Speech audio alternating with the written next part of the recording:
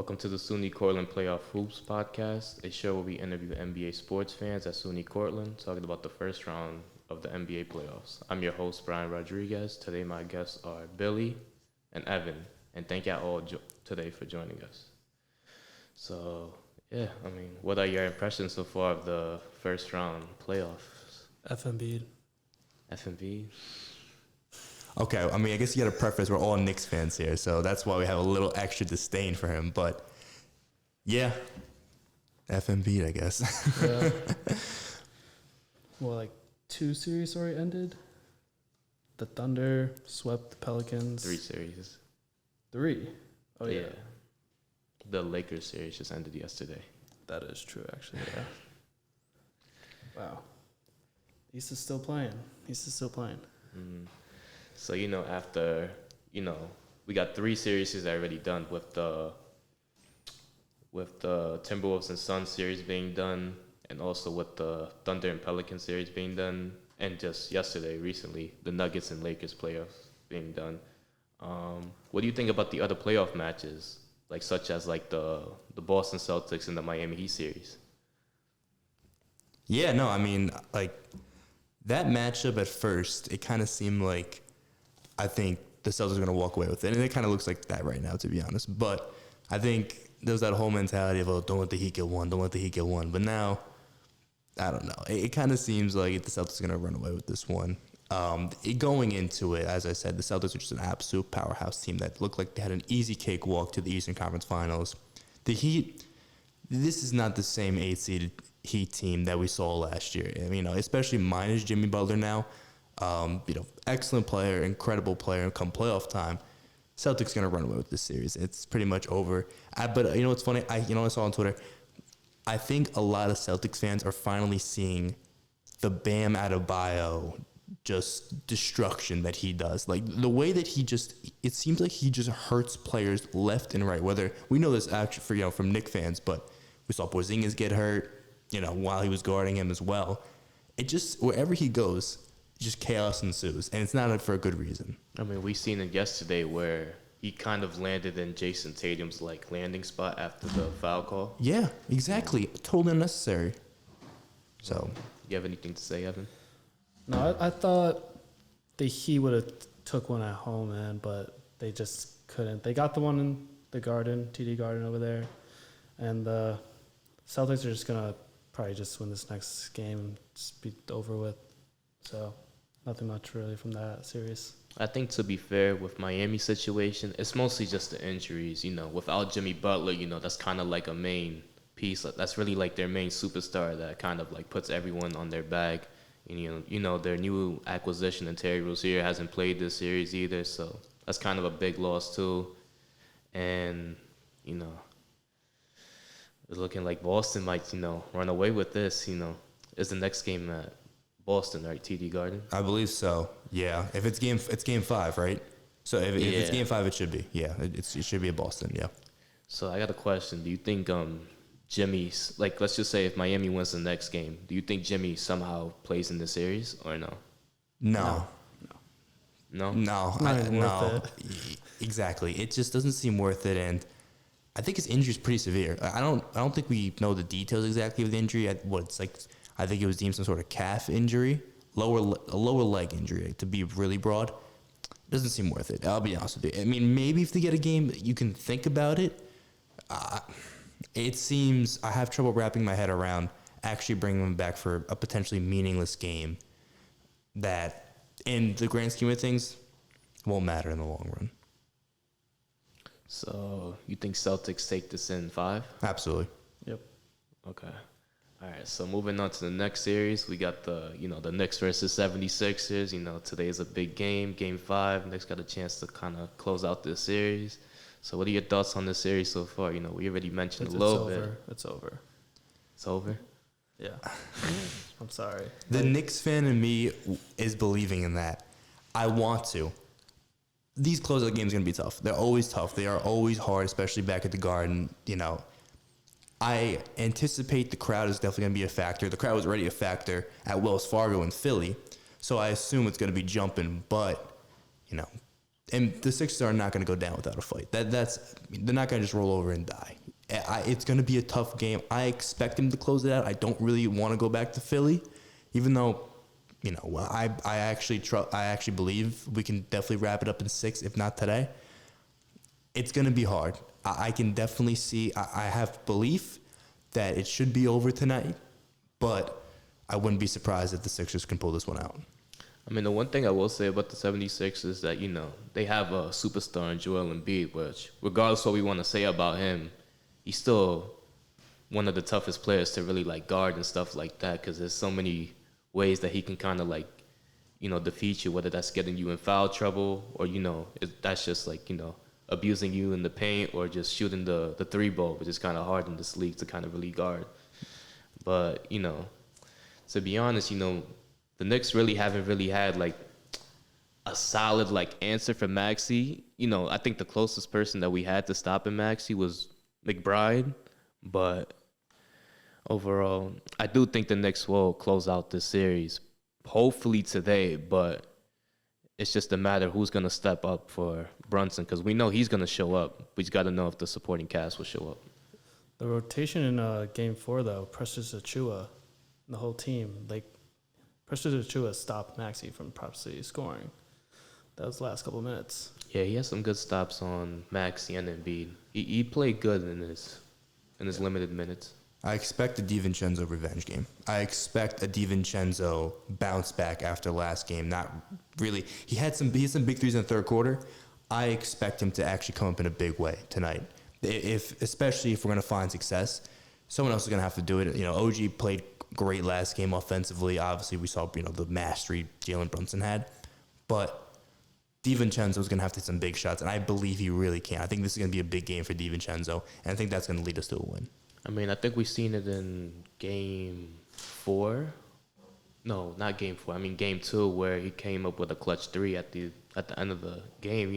Even though he didn't really have it, but he showed up with when it really mattered the most. So. We're gonna listen. Depending how far the Knicks take this, we're gonna be looking back at that moment as one of the all-time moments in Knicks history. Depending how far we go, I think even still, actually, regardless of that, that's up there. That could have been a double bang. That could have been a series changer. Philadelphia would have won that game. So, absolutely. So, Yeah. One last thing, Hartenstein obviously needs to not get in that foul trouble early on. It was tough guarding Embiid that game. So stay patient. Especially with Robinson not being there. Yeah. She was stepping up. Yeah. It's, like I said, it's going to be like a next man mentality, next man up mentality. All right, so moving on to the next series, Bucks versus Pacers. What do you think about that so far with, Indiana being up 3-1? I will say that's the one series I haven't paid too close attention to. I do know Damian Lillard's now hurt, and it didn't, especially, I think, I don't know, it was the first two, one of the Chris Middleton game, where Chris Middleton at the end of the game just went nuts. I don't know if that was Game 3, Game 2, whatever. I forget which one it was exactly, where it just seemed like, honestly, Damian Lillard did not want the ball at the end of regulation. That, honestly, with Giannis out, this doesn't really surprise me. The Pacers have been just flat out what seems to be just outplaying the Bucks. Damian Lillard, he's been playing pretty well, but the Pacers offense has been elite, as shown the entire year. But so one series I haven't followed too closely. Pacers look like they're going to wrap this thing up within the next 2 games, if not next game. Yeah, knowing Giannis wasn't going to play that series pretty much, I picked the Pacers to move on during my predictions early on. So, yeah. Dame getting hurt is definitely the biggest blow to the Bucks, and it's just there's nothing much you could do. The bench is not that much impactful as the Pacers' starting 5 is going to be. So, I mean, it's definitely this is a very interesting series. Everyone thought that Milwaukee was gonna run away with the series, but once that Giannis injury happened towards the last week of the regular season, everything kind of switched up, and especially Dame getting hurt, a guy who they acquired in the off season. That's a big blow too. They got rid of Jrue Holiday, one of the best defensive players who got them a championship. Milwaukee's just gonna have to find a way to really adjust to get back in the series, which is gonna kind of have to take a next man mentality. And I think it's definitely going to take a proving ground for Doc Rivers to really see, like, all right, could you make the proper adjustment to get your team back in the series? Yeah. Then I think that Doc Rivers statement you just made is going to be the icing on the cake. Usually that's what it comes down to is elite level coaching. Now, I don't want to say elite level coaching, but good coaching to recognize you have to make some adjustments to try and flip the tide on the series. Like a healthy Bucks with Giannis, a couple games into the postseason, they probably could have been the 2 seed, and Knicks probably would have been at that 3 seed playing the Pacers.